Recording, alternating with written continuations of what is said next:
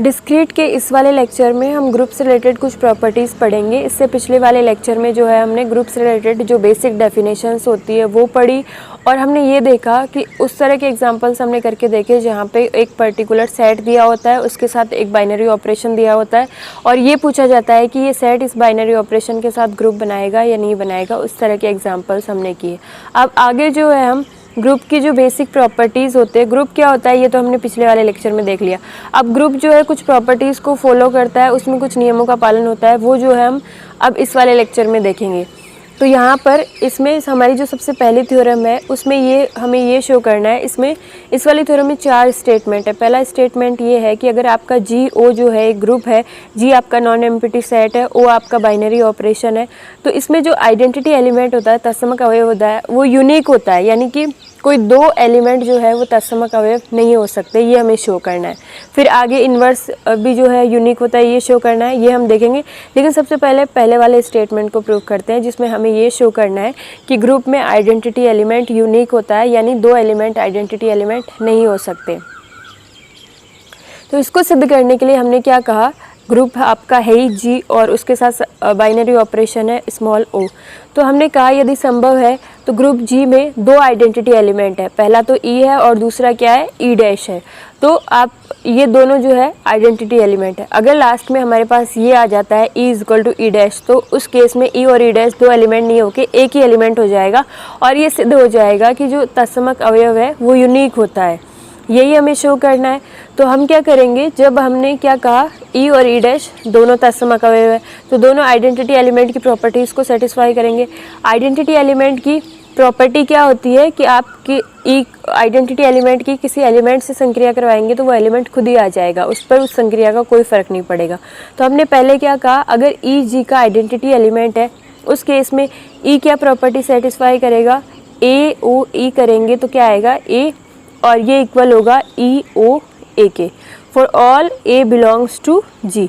अब यहाँ पर आप ये देखिए ई आपका आइडेंटिटी एलिमेंट है और यहाँ पे हमें दूसरा एलिमेंट जो ए है वो ग्रुप का लेना है। तो मैंने क्या कहा, ए को जो है ई डैश ले लिया। भाई ई डैश आपकी दूसरी आइडेंटिटी तो है ही, लेकिन वो ग्रुप का भी तो एलिमेंट है, तो यहाँ पे मैंने ए की जगह क्या ले लिया, ई डैश। तो प्रॉपर्टी क्या हो जाएगी, E dash O E is equals to क्या आएगा, ई डैश, और इधर वाला क्या बन जाएगा, ई ओ ई डैश। तो ये आपके पास पूरी लाइन आ गई।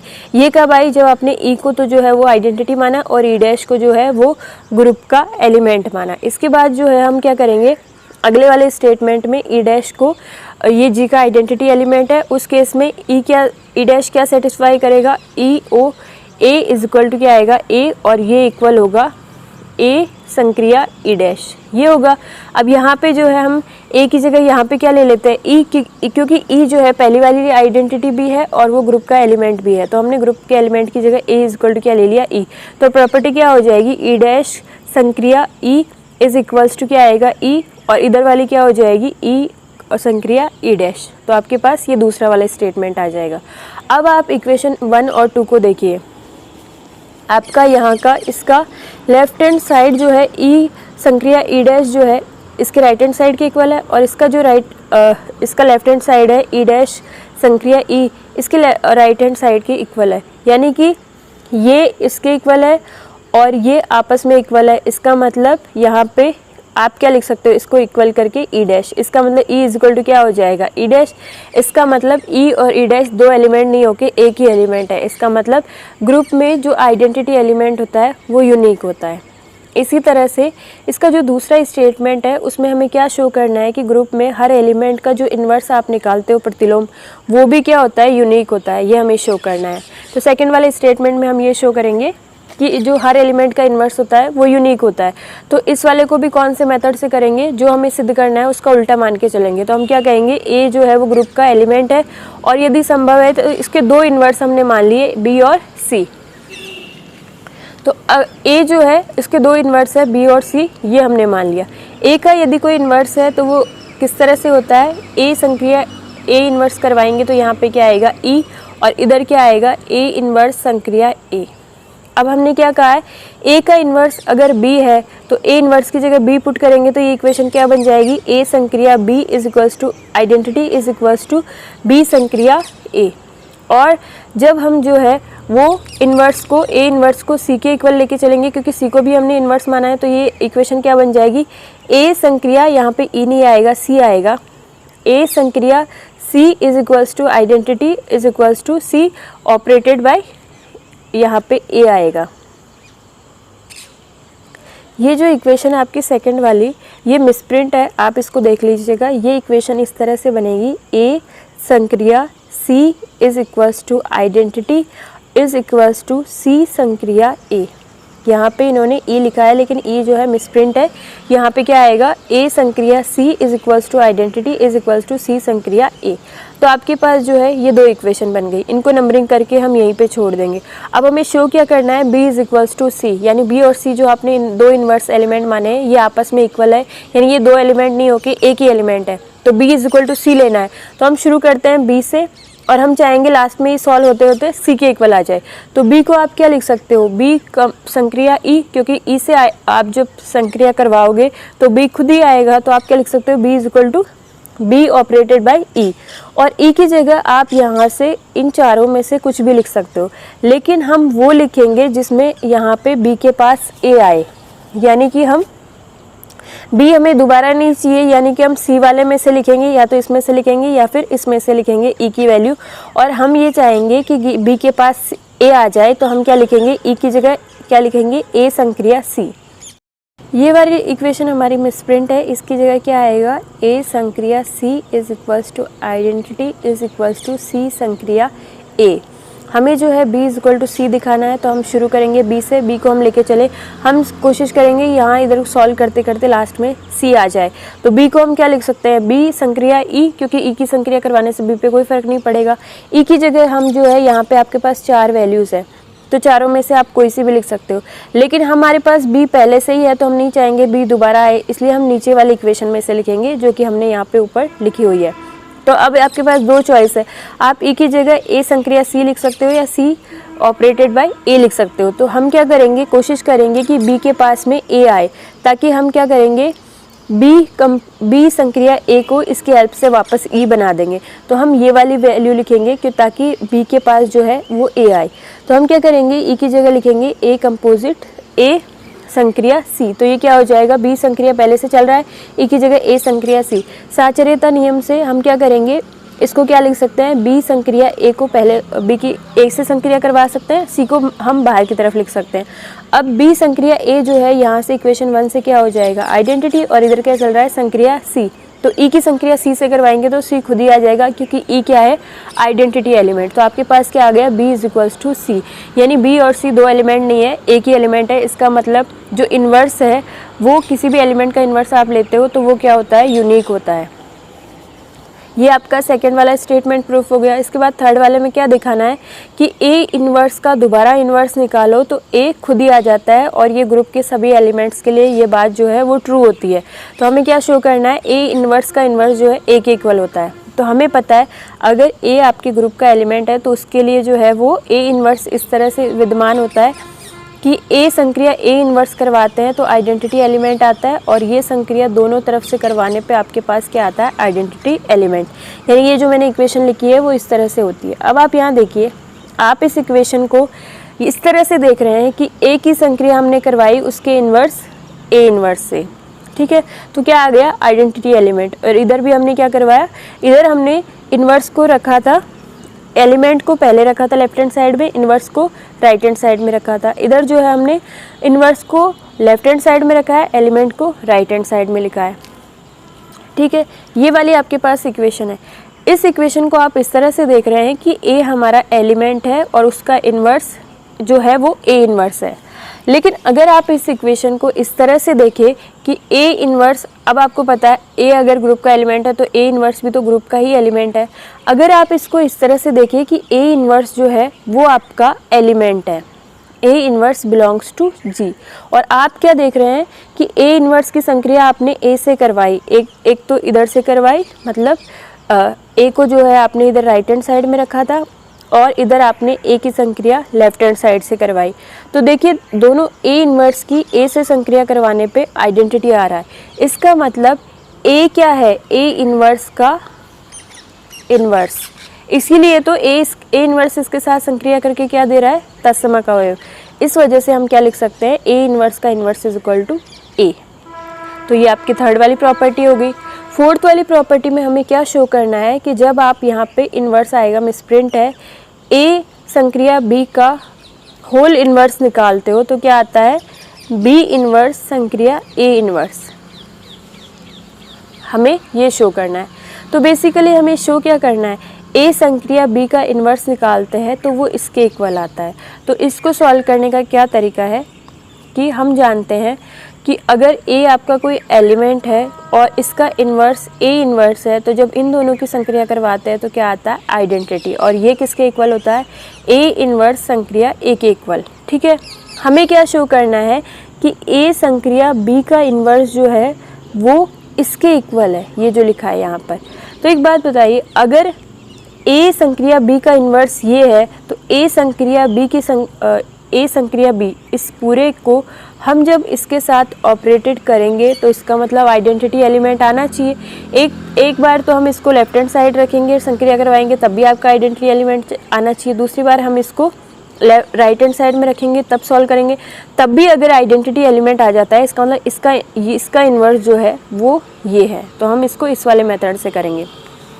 तो हम यहाँ पे ए ओ बी को क्या मान रहे हैं, एलिमेंट, और ये जो है इसका इन्वर्स कब होगा, जब इस एलिमेंट की इसके साथ संक्रिया करवाएंगे तो आपको आइडेंटिटी मिलना चाहिए। तो सबसे पहले हमने जो है एलिमेंट को कहाँ रखा, लेफ्ट हैंड साइड में, और उसका इन्वर्स जो हम शो करना चाहते हैं उसको हमने राइट हैंड साइड में रखा। तो देखिए इसको हम आगे सॉल्व करते हैं। तो यहाँ पर साहचर्यता के नियम से बी ऑपरेटेड बी इन्वर्स को एक साथ लिख लेते हैं इस तरह से। बी संक्रिया बी इन्वर्स क्या हो जाएगा, आइडेंटिटी, इधर क्या चल रहा है ए और इधर क्या चल रहा है ए इन्वर्स। अब देखिए ए की जब ई के साथ संक्रिया करवाएंगे तो ए खुद आएगा, और ए का यहाँ पे ए इन्वर्स बचा हुआ उसके साथ संक्रिया करवाएंगे तो क्या आएगा, आइडेंटिटी। यानी ए ओ बी की संक्रिया इसके साथ करवाने पर इसकी जब एलिमेंट को हमने लेफ्ट हैंड साइड में रखा तो आइडेंटिटी आ रहा है। अब एलिमेंट को हम राइट हैंड साइड में रख के देखते हैं तब भी आइडेंटिटी आ रहा है, नहीं आ रहा।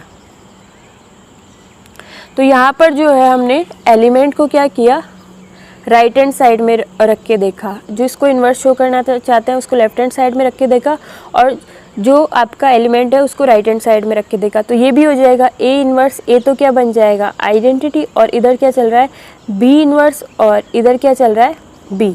तो ये ई ओ बी इन्वर्स को एज इट इज़ रखिए, इन दोनों की संक्रिया करवाई तो आपके पास क्या आएगा, बी, और बी इन्वर्स बी के साथ क्या बन जाएगा, ई। तो इसको भी आप सॉल्व करोगे तो आपको क्या मिलेगा, ई।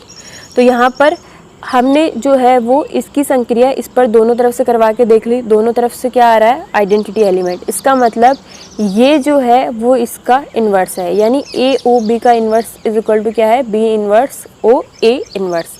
इसको हम बोलते हैं रिवर्सल लॉ, कि इन्वर्स लगाने पे एलिमेंट जो है, इन्वर्स जो है वो ब्रैकेट पे ओपन तो हो जाता है, लेकिन आपके एलिमेंट जो है उनका जो सीक्वेंस है वो चेंज हो जाता है। तो ये आपकी फोर्थ प्रॉपर्टी है, ये आपकी पहली वाली थ्योरम प्रूफ हो गई। इसके बाद हम अगली वाली थ्योरम देखते हैं। अगली वाली थ्योरम क्या कह रही है कि ए और बी जो है आप किसी ग्रुप के दो एलिमेंट है, स्टार इस पे बाइनरी ऑपरेशन है। तो हमें ये शो करना है कि दो इक्वेशन, पहली वाली तो क्या है, A star X is equal to B, यहाँ पे एक्स अननोन है, और दूसरी इक्वेशन क्या है, Y star A is equal to B, जहाँ पे वाई अननोन है। इसके जी में सॉल्यूशन एग्जिस्ट करेंगे, और सॉल्यूशन कैसा होगा, यूनिक, यानी एक से ज़्यादा सॉल्यूशन नहीं होगा, ये हमें शो करना है। तो हमें क्या दिया हुआ है, जी स्टार एक ग्रुप है, और आगे वाली ये जो बात है ये हमें शो करनी है।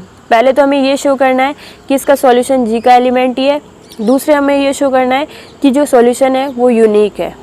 तो हमें दो बातें प्रूफ करनी है। तो हम क्या करेंगे, एक इक्वेशन के लिए सॉल्व करके देखेंगे, दूसरी के लिए आप खुद करके देख लीजिएगा। तो हम जो है A star X is equal to B, इस वाली इक्वेशन को सॉल्व करते हैं। सबसे पहले इसका सॉल्यूशन ढूंढते हैं। सॉल्यूशन ढूंढने का मतलब क्या है, हमें एक्स की वैल्यू ढूंढनी है। एक्स की वैल्यू ढूंढने का मतलब क्या है, हम चाहते हैं इक्वेशन के इधर एक्स ही रहे और इधर जो है आपके ए बी जो भी है वो आए। तो इसका मतलब अगर हम चाहते हैं इक्वेशन के इधर एक्स ही रहे, तो इसका मतलब हम इधर से ए को हटाना चाहते हैं। ए को हटाने का क्या तरीका है, इधर ए इन्वर्स की संक्रिया करवा दो, ताकि ए इन्वर्स ए के साथ मिलके क्या बन जाए, आइडेंटिटी, और इधर आपका सिर्फ क्या बचे, एक्स। इसलिए हम क्या करेंगे, इस वाली जो आपकी इक्वेशन है इस पे दोनों तरफ ए इन्वर्स की संक्रिया करवा देंगे। तो इधर क्या आएगा, ए इन्वर्स संक्रिया ए संक्रिया x is equal to A inverse संक्रिया b, ये आपका हो गया। अब साचर्यता के नियम से हम ए इन्वर्स ए को एक साथ लिख लेते हैं, तो ये क्या बन जाएगा e, तो ये क्या आ जाएगा ई स्टार एक्स, और ई स्टार एक्स जो है वो क्या होगा x, क्योंकि x पर e की संक्रिया करवाने पे कोई फर्क नहीं पड़ेगा, e आपका आइडेंटिटी एलिमेंट है। और इधर क्या चल रहा है, ए इन्वर्स स्टार b, ये एज इट इज रहेगा। इसका मतलब x की वैल्यू क्या आ गई, x इज इक्वल टू आ गया ए इन्वर्स स्टार b। अब ये जो आपके पास आया है ए इन्वर्स स्टार b, ये जी का एलिमेंट है, इसमें कोई डाउट नहीं होना चाहिए, क्योंकि b जो है आपका जी का एलिमेंट है और ए इन्वर्स भी जी का एलिमेंट है। अगर a आपका जी का एलिमेंट है तो उसका इन्वर्स भी तो जी में ही होगा, तो ये दोनों जी के एलिमेंट है, तो इनकी जब आप संक्रिया करवाओगे तो वो भी नया एलिमेंट भी किसका बनेगा, जी का, क्योंकि जी जो है इस संक्रिया के लिए कैसा होता है, समरत होता है। तो x की आपको वैल्यू मिल गई ए इन्वर्स स्टार p, ठीक है, ये मिल गई। अब हम क्या करेंगे, इसका मतलब हमने ये तो शो कर दिया कि इस इक्वेशन का सॉल्यूशन जी में ही है। अब हमें ये भी शो करना है ये जो सॉल्यूशन है ये यूनिक है। तो हमने क्या कहा, यदि संभव है तो इसके दो सॉल्यूशन हमने मान लिए x1 और x2। हमने क्या कहा, इस इक्वेशन के दो सॉल्यूशन है, इक्वेशन के दो सॉल्यूशन है x1 x2, तो इसको सेटिस्फाई भी करेंगे। एक इक्वेशन तो क्या बन जाएगी, a star x1 is equal to b, दूसरी इक्वेशन क्या बन जाएगी, a star x2 is equal to b। b की दो वैल्यूज है, तो इसका मतलब a star x1 is equal to क्या होगा, a स्टार x2, क्योंकि b is equal to b होता है। तो आपके पास क्या आ जाएगा, a star x1 is equal to a star x2। तो हम यहाँ से क्या करेंगे, दो तरीके हैं, या तो आप इस इक्वेशन पे दोनों तरफ क्या करिए, a इन्वर्स की संक्रिया करवा दीजिए, ताकि क्या हो जाएगा, a इन्वर्स a के साथ मिलके क्या बना लेगा, आइडेंटिटी, और आइडेंटिटी x1 के साथ मिलके क्या बनेगा, x1। और इधर भी जो है a इन्वर्स a के साथ मिलके क्या बनाएगा, आइडेंटिटी, और आइडेंटिटी x2 के साथ मिलके क्या बन जाएगा, x2। तो इधर x1 बचेगा, इधर x2 बचेगा। एक तरीका तो ये। दूसरा तरीका ये है, इधर जो है दोनों में a बाहर की तरफ है, लेफ्ट हैंड साइड है, तो a को आप कैंसिल कर सकते हो वाम निरसन नियम से। आगे वाली थ्योरम में ये पढ़ेंगे हम कि ग्रुप में जो कैंसिलेशन का नियम है वो ट्रू होता है, वो हमेशा उसका पालन होता है, तो वहाँ से भी आप इसको लिख सकते हो। इसका मतलब आपके पास क्या आ गया, x1 is equal to x2। इसका मतलब दो सॉल्यूशन नहीं हो सकते, सॉल्यूशन एक ही होगा। इसका मतलब सॉल्यूशन क्या है, यूनिक है। तो हमने ये जो थ्योरम है ये इस वाली इक्वेशन के लिए सॉल्व करके देख ली। अब इस वाली इक्वेशन के लिए आप खुद करके देख लीजिए, सेम प्रोसेस रहेगा। तो ये आपकी सेकंड वाली थ्योरम। इसके बाद हम थर्ड वाली थ्योरम पढ़ते हैं, और थर्ड वाली थ्योरम क्या कह रही है, जी स्टार अगर आपका कोई ग्रुप है तो इसमें निरसन नियम संतुष्ट होते हैं। अब कैंसिलेशन लॉ का मतलब है, ये कह रहा है कि कैंसिलेशन लॉ होल्ड होते हैं, उसमें सिद्ध होते हैं, सही होता है। तो इसका मतलब है लेफ्ट कैंसिलेशन लॉ भी उसमें उसका पालन होगा, और राइट कैंसिलेशन लॉ भी उसमें होगा। और लेफ्ट कैंसिलेशन लॉ क्या कहता है, यदि a star b is equal to a star c है तो रिजल्ट क्या आता है, b is equal to c। और यदि b स्टार, क्योंकि आपने लेफ्ट हैंड साइड के एलिमेंट को कैंसिल किया है, तो ये नियम क्या हो जाएगा, लेफ्ट कैंसिलेशन लॉ। इसी तरह से यदि b star a is equal to c star a है तो रिजल्ट क्या आएगा, b is equal to c। आपने a को कैंसिल आउट कर दिया, a आपका कौन से था, राइट हैंड साइड में था, इसलिए इस नियम को हम क्या कहेंगे, राइट कैंसिलेशन लॉ। तो हमें ये सिद्ध करना है। तो देखिए इसका प्रूफ जो है वो बहुत ही ईजी है। हम क्या करेंगे, आपका जी स्टार एक ग्रुप है, तो इसका मतलब ग्रुप की सारी प्रॉपर्टीज़ को सेटिस्फाई करेंगे। हम ये लेके चलेंगे, हम कहेंगे a star b is equal to a star c, और हमें दिखाना क्या है, b is equal to c। तो इसका प्रोसेस ईजी है, क्योंकि आप क्या कीजिए, ये लाइन आप लेके चलेंगे, इस लाइन पर आप दोनों तरफ क्या करिए, a इन्वर्स की संक्रिया करवा दीजिए। तो क्या होगा, a स्टार b, और इधर क्या चल रहा है, a इन्वर्स स्टार a और स्टार c। तो ये a इन्वर्स, इधर a इन्वर्स a क्या बना लेगा, e, और e b के साथ क्या बना के, e के साथ संक्रिया करके क्या बनेगा, b। इधर a इन्वर्स a के साथ मिलके आइडेंटिटी बन जाएगा, और आइडेंटिटी c के साथ मिलके क्या बनेगी, c। तो b इज इक्वल टू क्या आ जाएगा, c। इसी तरह से हम यहाँ पे सेकंड वाले में क्या करेंगे, b स्टार a तो दिया हुआ ही है, यहाँ पे हम दोनों तरफ a इन्वर्स लगा देंगे, लेकिन a inverse right hand side से अप्लाई करेंगे संक्रिया। तो यहाँ पे a इन्वर्स क्या बन जाएगा, e, और b के साथ बनके क्या बनाएगा, b। और इधर जो है यहाँ पर a इन्वर्स a के साथ बनके मिलके बनाएगा आइडेंटिटी, और c star e is equal to क्या हो जाएगा, c। जैसे यहाँ पे ये पूरा दिया हुआ भी है, a star b is equal to a star c हमें दिया हुआ था, हमने a इन्वर्स की संक्रिया करवा ली। ये a इन्वर्स a के साथ मिलके क्या बनेगा, आइडेंटिटी, आइडेंटिटी b के साथ और c के साथ मिलके क्या बन जाएगा, b और c। तो b इज इक्वल टू क्या हो जाएगा, c। इसी तरह से आप सेकेंड वाला भी कर सकते हैं। इसके बाद जो है आगे वाली थ्योरम है, और आगे वाली थ्योरम आपकी क्या कहती है कि यदि आपका जी स्टार एक सेमी ग्रुप है, यदि प्रत्येक एलिमेंट जो आपका ए और बी बिलोंग्स टू जी है, इसके लिए आप दो इक्वेशन बनाते हो, इनके समुच्चय जी में अद्वितीय हल विद्यमान हो तो क्या दे रखा है। हमने क्या पढ़ा था, सेमी ग्रुप का मतलब क्या होता है, आपके पास नॉन एम्प्टी सेट होता है, बाइनरी ऑपरेशन होता है। सेमी ग्रुप हमने पढ़ा था ग्रुपॉइड, समूहाभ प्लस साचर्यता का नियम, यानी और समूहाभ में क्या होता है आपका नॉन एम्प्टी सेट होता है और बाइनरी ऑपरेशन होता है। ये तो आपको समूहाभ में मिल जाता है आपके ग्रुपॉइड में, और ग्रुपॉइड से आगे आप क्या कर रहे हो, साचर्यता और ऐड कर देते हैं तो आपको क्या मिल जाता है, सेमी ग्रुप। इसका मतलब अगर जी स्टार सेमी ग्रुप है तो वो समृद्धता जो आपका है क्लोजर वाली प्रॉपर्टी उसको सेटिस्फाई कर रहा है, और दूसरी बात वो साचर्यता के नियम को, यानी ग्रुप की दो प्रॉपर्टीज़ को वो सेटिस्फाई कर रहा है। अब ये क्या है, सेमी ग्रुप बनना चाहता है तो इसको दो प्रॉपर्टीज़ को और सेटिस्फाई करना पड़ेगा, क्योंकि ग्रुप क्या है, चार प्रॉपर्टीज़ को सेटिस्फाई करता है। तो सेमी ग्रुप जो है वो साचर्यता और समृद्धता को तो फॉलो कर रहा है। इसका मतलब दो कौन सी बची, तत्सम आइडेंटिटी एलिमेंट और इन्वर्स एलिमेंट। तो हमें क्या करना है, ये जो आगे प्रॉपर्टी दे रखी है कि हर एलिमेंट ए बी के लिए इन दोनों इक्वेशंस का जी में यूनिक हल होगा, इस प्रॉपर्टी का यूज़ करके हमें ये शो करना है कि जो बची हुई दो प्रॉपर्टीज़ है, आइडेंटिटी वाली और इन्वर्स वाली, वो प्रॉपर्टीज़ हमें ये दिखाना है कि जी स्टार में वो प्रॉपर्टीज़ है, लेकिन किसके हेल्प से दिखाना है, ये जो दी हुई इक्वेशन वाली प्रॉपर्टी है इसकी हेल्प से हमें ये दिखाना है।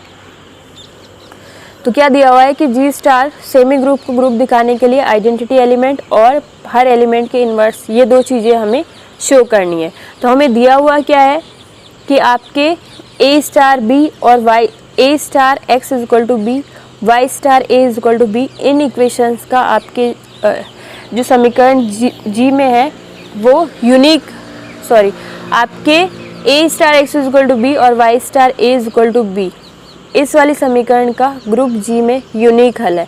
अब आपने एक वर्ड पढ़ा, प्रत्येक element A B belongs to G, यानी आप यहाँ पे ए और बी जो है वो जी में से कोई भी वैल्यू लो, कोई भी एलिमेंट लेके देखो, तो हर केस में चाहे आप ए बी जी का कोई सा भी एलिमेंट ले लो, हर केस में इन दोनों इक्वेशंस का जो सॉल्यूशन है वो एग्जिस्ट करेगा, यूनिक होगा। तो ये जो थ्योरम है इसको सिद्ध करने का जो रोड मैप है वो ये है कि हम क्या करेंगे, सबसे पहले जो आपकी यहाँ पर ये इक्वेशन दी हुई है इसमें हम लिखेंगे x। अब हमें तो पता है ही कि इसका जो है वो सॉल्यूशन एग्जिस्ट करेगा हमेशा, तो हमने क्या कहा, b इज इक्वल टू ए ले लिया। हमारी जो पहली स्टेप है इसको सॉल्व करने की वो ये है, हम इन दोनों इक्वेशंस में b इज इक्वल टू ए ले लेंगे, क्योंकि इसने क्या कहा है कि g के हर एलिमेंट के लिए ये ट्रू है, मतलब इसका सॉल्यूशन एग्जिस्ट कर जाएगा। तो b इज इक्वल टू ए लेंगे तब भी आपका सॉल्यूशन एग्जिस्ट कर ही जाएगा, क्योंकि आप b की जगह a ले रहे हो, a भी ग्रुप का एलिमेंट है तो उसके लिए भी सॉल्यूशन एग्जिस्ट करना चाहिए। तो हमने क्या कहा, इस इक्वेशन को हमने b की जगह a पुट कर दिया, और फिर इस केस में भी इसका सॉल्यूशन एग्जिस्ट करेगा। तो हमने इस केस में x की वैल्यू तो मान ली e और y की वैल्यू मान ली e डैश। ये दो चेंजेस हमने इन इक्वेशंस में किए हैं, तो ये इक्वेशन क्या बन जाएगी, a star e is equal to क्या होगा a। ये जो आपकी इक्वेशन आ रही है, क्या किया है, b is equal to a माना है और x की वैल्यू e मानी है और y की वैल्यू जो है e डैश मानी है। तो ये इक्वेशन क्या बन जाएगी, a star is equal to a। और दूसरी इक्वेशन जो है y की जगह क्या लिखेंगे, e डैश स्टार a, और b की जगह क्या लिखेंगे a। ये जो दो इक्वेशन आपके पास आ रही है ये इन दो चेंजेस से आ रही है, ठीक है। तो आपके पास ये दो इक्वेशंस आ गई। अब ये दो इक्वेशंस हमारे क्या काम आएगी, ये दो इक्वेशंस हमारी जो है इन्वर्स ढूंढने में काम आएगी। तो हमने जो है यहाँ पर ये दो इक्वेशंस बना के इनको इक्वेशन 1 जो है वो नंबरिंग दे दी। तो हमने क्या कहा कि b जो है g का कोई दूसरा अवयव है, तो दिए हुए समीकरण के अनुसार g में अद्वितीय अवयव x और y ऐसे है। हमने बेसिकली क्या किया, इन दोनों इक्वेशंस को लिख लिया। तो इक्वेशंस क्या है, a star x is equal to b, y star a is equal to b, जो हमें दिया हुआ था वो हमने लिख लिया। अब यहाँ पे देखिए b स्टार e, जो आपका e आपने यहाँ पे x की वैल्यू ली है, इसके b के साथ संक्रिया करवाते हैं। b स्टार e देखते हैं क्या होगा।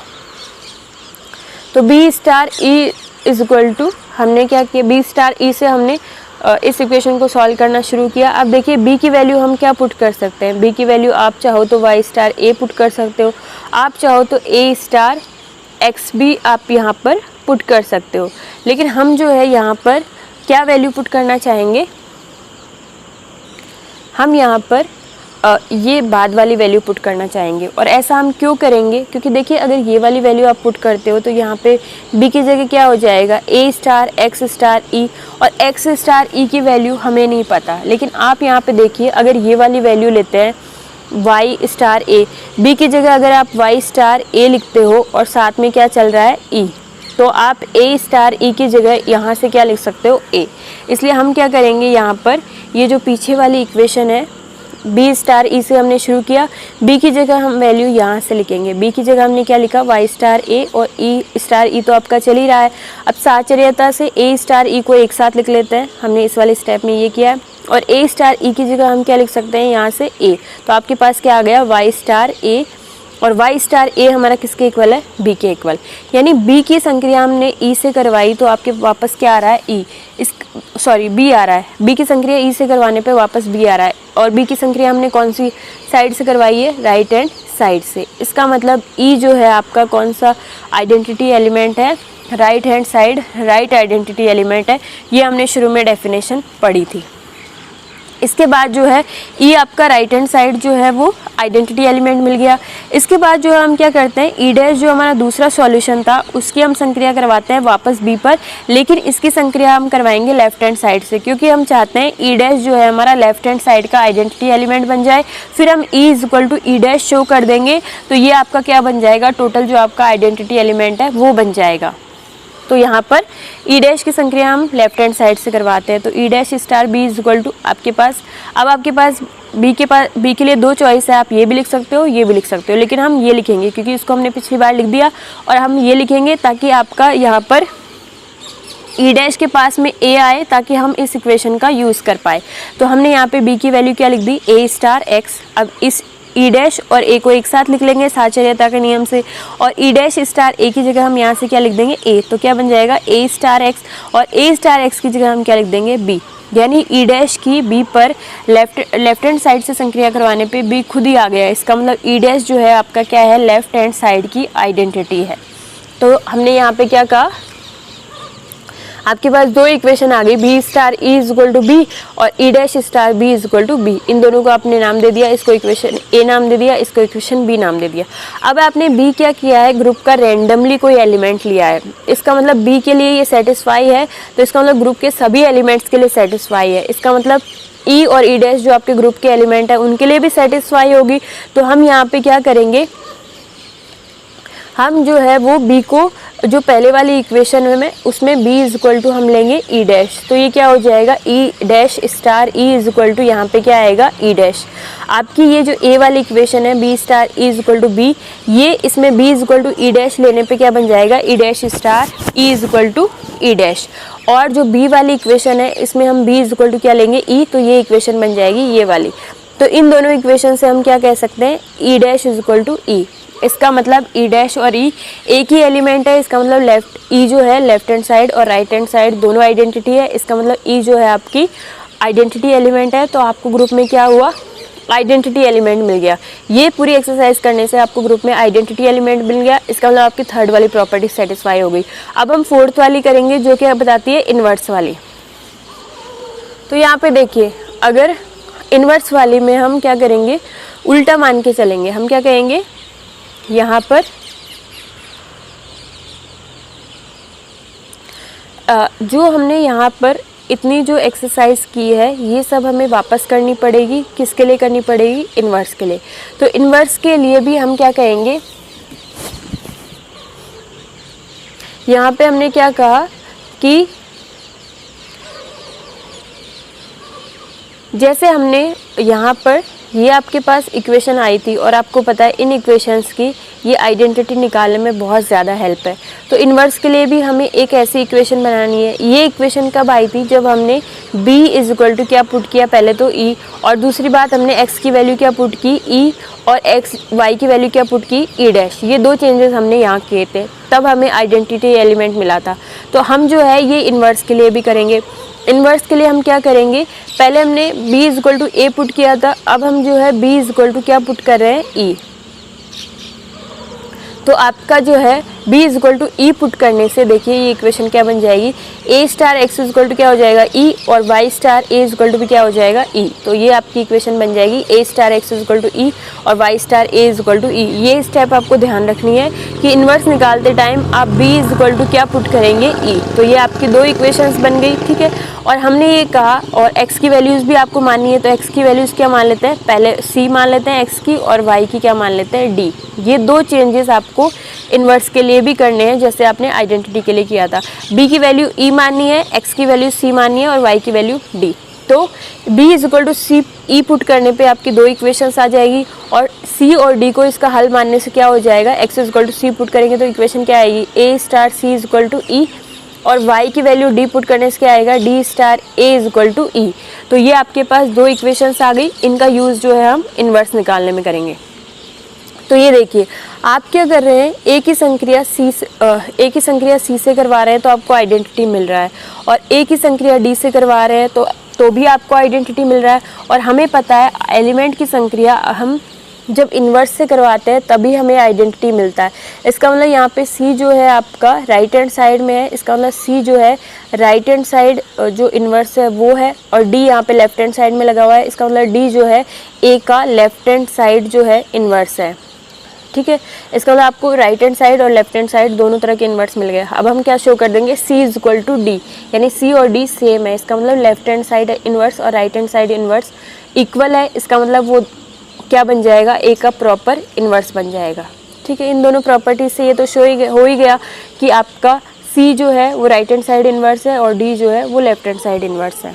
अब हम शो करना चाहते हैं C is equal to D, तो हम C को लेके चलते हैं और इसको दिखा देंगे ये इक्वल है D के। तो अब हम C को लिख सकते हैं E स्टार C, और E के लिए अब आपके पास बहुत सारी चॉइसेस है। E को आप जो है ये भी लिख सकते हो और आप ये भी लिख सकते हो, अब डिपेंड करता है आप क्या लिखोगे। तो हम जो है E की ये वाली वैल्यू लिखेंगे ताकि आपके C के पास A रहे और A स्टार C को हम ये लिख पाए। तो हम E की वैल्यू ये वाली पुट करेंगे, E की जगह हमने लिख दिया D स्टार A, और साचर्यता से A और C को एक साथ लिख दिया, A स्टार C की जगह हमने E लिख दिया तो D स्टार E आ जाएगा, D स्टार E किसके इक्वल होता है, D के। तो C इज इक्वल टू क्या हो गया, D, यानी C और D जो है इसका मतलब आपका लेफ्ट हैंड साइड इन्वर्स और राइट हैंड साइड इन्वर्स दोनों सेम है, और वो क्या है, C या D कोई भी नाम दे दो इसको, तो आपका ये क्या हो जाएगा, जो प्रतिलोम है वो C हो जाएगा, और ये क्या है, इन्वर्स है, इन्वर्स भी है इसका और यूनिक भी है। तो आपको क्या मिल गया, इन्वर्स। तो सेमी ग्रुप होने से दो प्रॉपर्टीज़ तो यही सेटिस्फाई हो गई थी, आपको आइडेंटिटी मिल गया, थर्ड वाली प्रॉपर्टी सेटिस्फाई हो गई, और आपको इन्वर्स मिल गया, फोर्थ वाली प्रॉपर्टी सेटिस्फाई हो गई। इसका मतलब आपका G स्टार जो पहले सेमी ग्रुप था अब क्या हो जाएगा, ग्रुप। तो ये आपकी ये वाली थ्योरम हो गई।